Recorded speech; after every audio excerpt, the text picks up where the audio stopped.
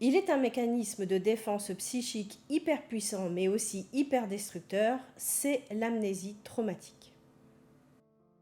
C'est un mécanisme que notre cerveau met en place, en particulier dans les cas de violences sexuelles de l'enfance. Je ne suis pas psychologue, mais c'est en tant que victime que je témoigne et ça fait partie de ma thérapie.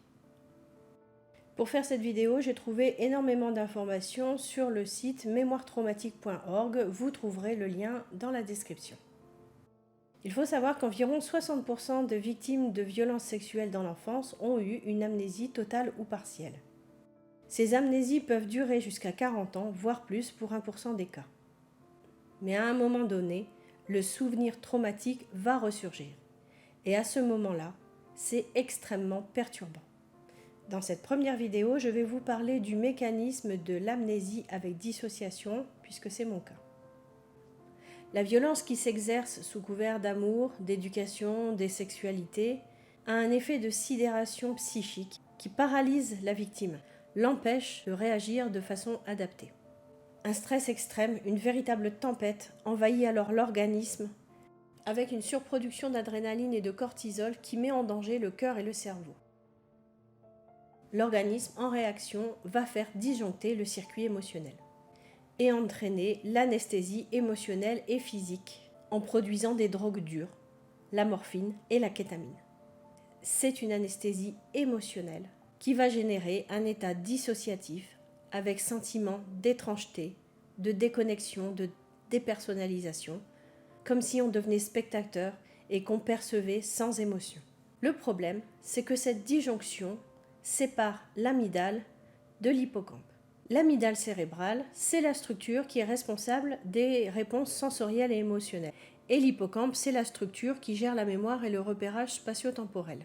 Sans l'hippocampe, aucun souvenir ne peut être mémorisé, ni remémoré, ni temporalisé. Et donc dans le cas de violences sexuelles, l'hippocampe ne peut pas faire son travail d'encodage et de stockage de la mémoire sensorielle et émotionnelle des violences. Celle-ci reste piégée dans l'amygdale sans être traitée ni transformée en mémoire autobiographique. Elle va rester hors du temps, non consciente, à l'identique. C'est cette mémoire piégée dans l'amygdale que l'on appelle mémoire traumatique. L'amygdale hypersensible peut alors transmettre des réminiscences, flashbacks, images, qui peuvent alors donner l'impression de revivre les violences, mais aussi les pensées, les sensations, les émotions, les douleurs, mais sans les repères temps et espace, ce qui les rend complètement incompréhensibles.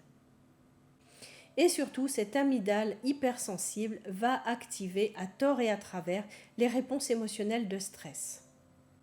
Ceci avec une grande souffrance psychique et une sensation de danger immédiat, ce qui crée des angoisses, des crises de panique. La vie devient un véritable terrain miné avec un sentiment d'insécurité permanent. Je m'arrête ici pour cette première vidéo sur le sujet. Dans une seconde partie, je parlerai des conséquences de la dissociation sur la personnalité.